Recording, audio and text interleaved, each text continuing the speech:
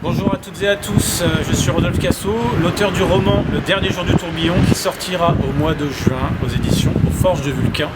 Et aujourd'hui, je vais vous faire découvrir un lieu que j'aime beaucoup qui s'appelle la bicyclette. Simple, c'est les copains, les bons petits plats, les bonnes petites quilles sélectionnées par Bébert, Bertrand, le maître des lieux. C'est la famille.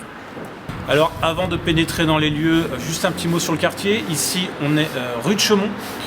Juste à côté de l'avenue Secrétan, en bas de l'avenue, c'est Jaurès, la jonction du canal de l'Ourcq et du canal Saint-Martin. Et juste en haut, c'est le parc des Buttes-Chaumont, qui est pour moi le plus beau parc de Paris, sur lequel j'ai d'ailleurs écrit quelques centaines de pages dans mon dernier roman Nécropolitain. Voilà, cela dit en passant. Maintenant, on va rentrer dans la bicyclette tout de suite.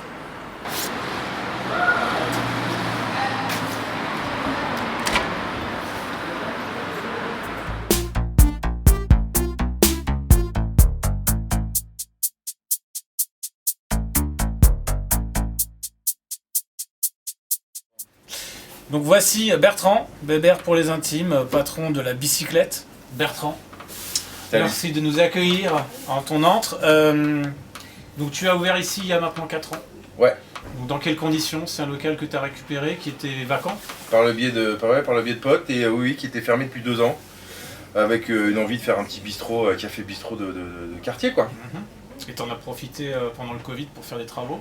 J'ai fait les travaux, ouais, il y a 1 an et demi, on a un peu tout pété, on a remis un peu au goût du jour, on a mis des belles lumières, voilà. Et voilà, on a Guingamp maintenant.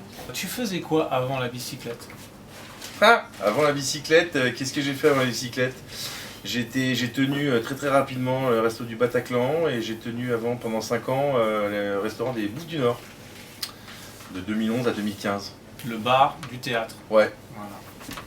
On a un peu traîné là-bas aussi, je dois vous l'avouer. 2 fois.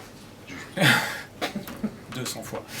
C'est quoi la philosophie du lieu, si c'est le bon terme? Enfin, l'esprit, tu parlais là d'un bistrot de quartier. Pour toi, c'est quoi un bistrot de quartier? C'est un lieu où les gens viennent se réunir pour tchatcher, pour boire un coup, pour bouffer quand même, c'est un peu l'idée. Voilà, le côté chaleureux d'un quartier, qui se perd, je trouve, d'ailleurs un peu à Paris aujourd'hui. Ouais. Parce que ici, on est à côté de l'avenue Secrétan, il y a plein de trucs qui sont ouverts, l'avenue a beaucoup bougé. Ouais. Et toi, comment tu te démarques par rapport à ça? C'est quoi ta marque de fabrique? Ma marque de fabrique, je pense que c'est ma patte en fait, je pense que ça tient aussi à ma personnalité, c'est de fédérer quelque chose un petit peu de convivial, toujours autour des gens, quoi. Le truc ultime d'un bistrot, c'est les gens. Ouais. Moi j'aime les gens, donc je les réunis. Et tu trouves que il y a des endroits, enfin moi personnellement je trouve qu'il y a plein d'endroits qui sont, tu rentres, tu as un peu l'impression de payer la hype, la déco, De plus en plus, ouais. Ça se ressent dans l'addition aussi. Ici l'addition c'est les bons produits, c'est surtout ça, quoi. Ouais, et puis après, en plus avec ma chef, on a toujours cherché à atteindre une certaine éthique derrière tout produit qui rentre ici, que ce soit les alcools, les vins, les bières, ou même les légumes ou l'élevage de poissons. Non, poisson, c'est même pas de l'élevage, d'ailleurs c'est de la pêche, mais l'élevage d'animaux. Ouais. En tout cas, il y a une éthique de production derrière chaque produit. Alors, je voudrais qu'on se livre à un petit jeu de rôle. Je vais faire le client. Et bonjour, je voudrais un Coca-Cola, s'il vous plaît. J'en ai pas. Ah, j'en ai Vous pas. n'avez pas de Coca-Cola? J'ai pas d'orangina non plus, j'ai pas d'ice tea. Qu'est-ce que tu peux me demander d'autre? Je sais pas, moi, non, Coca-Cola non plus, j'en ai pas. Et pourquoi? Pourquoi? Parce que ça rejoint l'éthique, ça rejoint aussi le fait de faire attention un petit peu à cette putain de planète sur laquelle on vit, à savoir quels sont les produits qu'on met dans notre bouche, quoi, et qu'on ingère. Et puis on évite le truc tout simplement d'alimenter l'industrie agroalimentaire, parce que c'est pas l'idée. Et du coup, qu'est-ce que tu proposes comme produit de substitution, si je puis dire Alors on a des copines qui font des trucs pétillants, tu veux que je te les montre? Vas-y. Genre, comment ça s'appelle?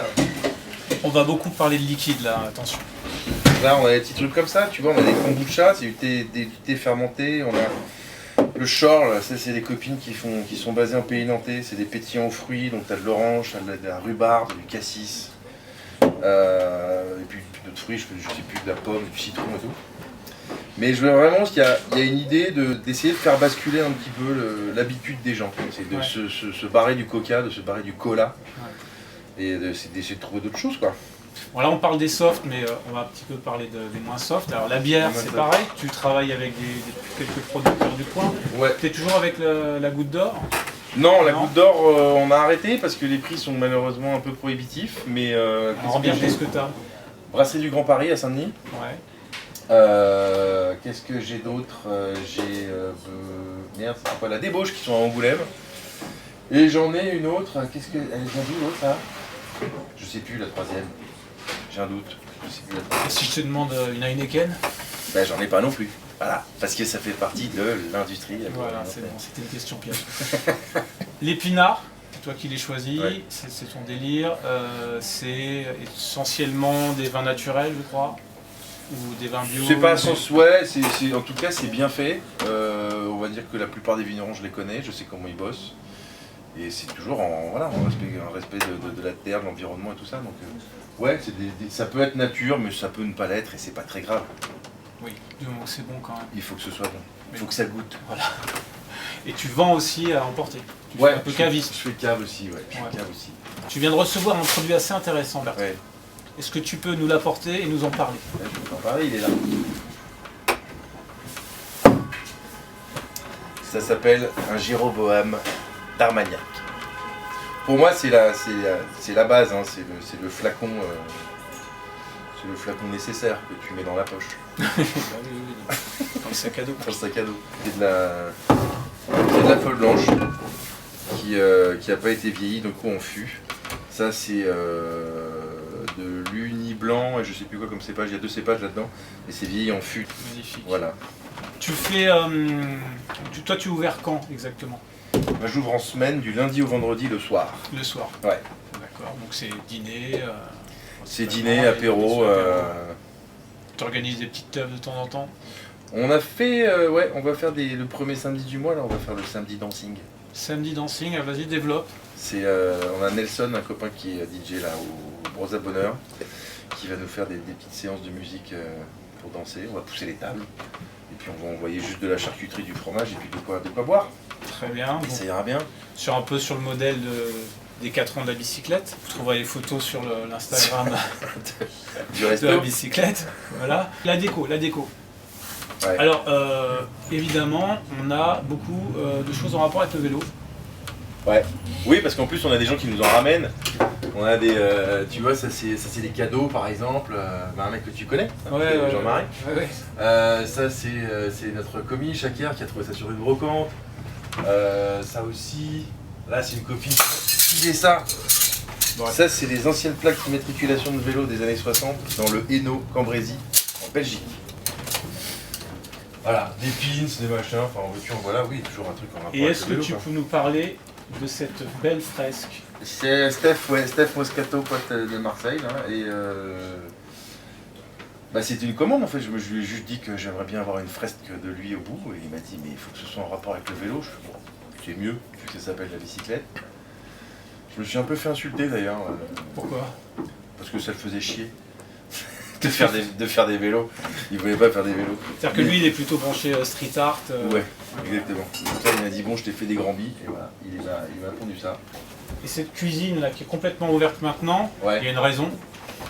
Oui, je trouve que c'est plus chaleureux d'avoir la cuisine ouverte et de voir ce qui s'y passe. Ça me rapproche un petit peu la cuisine de la salle. Les gens voient ce qui s'y passe et je trouve ça chouette. C'est un souci de transparence. Exactement. Ouais. D'accord. Donc je vous présente Slav, qui est la chef de la bicyclette. Slav, qu'est-ce que tu es en train de nous préparer comme bon petit plat? Eh bien là, présentement, je fais un truc que je ne fais pas trop d'habitude, mais je fais un bhaji, c'est un beignet à base de pois chiches et d'épices qui vient d'Inde, je crois. Qui vient d'Inde. Voilà. Ok. Est-ce que tu as des grands classiques dans ce que tu fais? Est-ce que j'ai des grands classiques? Ouais. Oui, j'ai un grand classique que je fais en ce moment qui est le farz. Le farz. Qui est un élément d'un plat breton. D'accord. Qui est à base de sarrasin. Ok. Ça je le fais beaucoup, je le fais en plat végétarien parce que les végétariens sont choyés à la bicyclette aussi. Oui, c'est-à-dire que la carte prévoit toujours un équilibre. En tant qu'ancienne végétarienne, oui, j'y mets un point d'honneur, il y a toujours des céréales, c'est toujours un plat roboratif, c'est pas juste. D'accord. C'est pas juste des garnitures. T'es une ancienne végétarienne? Ouais. C'est marrant parce qu'aujourd'hui c'est plutôt le contraire qu'on trouve. Des anciens viandards qui sont passés végétariens. C'est vrai. Mais il s'est passé que j'ai commencé la cuisine et en fait je mange que de la très bonne viande, par contre j'en mange très peu souvent. C'est ton droit le plus strict. Voilà. Tu as un plat que tu fais souvent, en tout cas moi j'en ai souvent trouvé ici et avec le nom me fait marrer et après tu vas nous expliquer ce que c'est, d'où ça vient, c'est le tchakapuli. Le tchakapuli, ouais, que j'ai pas fait là dernièrement parce que je le fais une fois par an à peu près. C'est un plat que j'ai découvert en Géorgie lors d'un voyage où je suis allée faire des vendanges et manger, parce qu'on mange énormément en Géorgie. Et c'est une copine de là-bas qui m'a montré, c'est une espèce de pot-au-feu mais très herbacé, donc c'est la viande cuite, souvent du veau, cuite dans un grand bouillon avec beaucoup d'herbes. Et donc c'est des herbes cuites, donc c'est quelque chose qu'on n'a pas l'habitude de manger ici, et c'est servi aussi avec du bouillon, pareil, c'est pas hyper habituel. Mais moi je le fais maintenant et on commence à le faire manger aux gens, enfin ça marche plutôt bien. Parce que je rajoute une petite garniture à côté qui est du friqué, qui est du blé vert fumé, donc qui n'est pas du tout servi en Géorgie mais que j'ai adapté ici. Et non, c'est un pot-au-feu quoi, avec des herbes cuites, c'est délicieux. Avec du vin blanc. Est-ce que tu as d'autres exemples comme ça de plats un peu foufou, un peu surprenants que les Parisiens n'ont pas l'habitude de... Les tripes de bœuf, pareil, ça c'est issu d'un autre voyage de vendange, mais en Italie cette fois-ci, en Toscane, que j'ai réadapté, parce qu'au début je faisais la recette toscane, donc c'était des tripes d'agneau je faisais, qui étaient dans une espèce de sandwich ou de pain toasté avec une sauce verte. Et là, je fais des tripes de bœuf à la romaine, donc en assiette. Et ça, pareil, on fait manger des quantités de tripes toute l'année. Il y en a presque tout le temps à la carte. Oui, il y en a souvent. Très souvent, oui. Ouais. Qu'est-ce que tu avais à la carte la semaine dernière, par exemple, de mémoire, de trois Alors, c'est bien, je m'en souviens donc pas. Qu'est-ce que j'avais à la carte? Le farce. Le farce, je le garde 2-3 semaines. Ça marche vraiment très bien parce que les gens ne connaissent pas, donc ils sont assez curieux. Et si, on a la saucisse. En fait, on travaille avec une ferme en Aveyron qui fait des délicieuses saucisses notamment, et qui élève très bien ses cochons et ses agneaux. Mais là, depuis un certain temps, notre patron, donc Bertrand, a commencé à faire des saucisses aussi, avec la même saucisse qu'il agrémente comme il a envie. Donc là, ça fait depuis la semaine dernière que c'est là à la carte avec une purée, un jus de viande au miso. C'est hyper bistrot et classique, mais ça plaît beaucoup, quoi. Et qu'est-ce que je fais d'autre aussi? Je sais plus. Il y a les antisèches là-bas. Ouais, voilà, il y a le menu qui est là-bas. Je fais un flan aussi, en dessert. Classique parisien, quoi. Enfin, parisien au bistrot. Un hyper bon flan aussi, paraît-il. À la camomille. Et à l'estragon aussi. Voilà. Et après, ça change assez souvent. C'est souvent des standards, mais avec des petits ingrédients. Ouais, voilà. Oui, j'ai pas de formation classique, donc on peut sortir un peu des cartons de la cuisine traditionnelle. Et pour terminer, est-ce que tu peux nous parler des menus à 4 mains? C'est quoi le principe?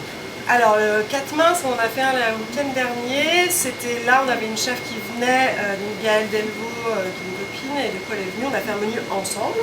Donc on a créé ensemble et qu'on a cuisiné ensemble. Donc on a fait ça, et on fait aussi du coup des résidences de chefs.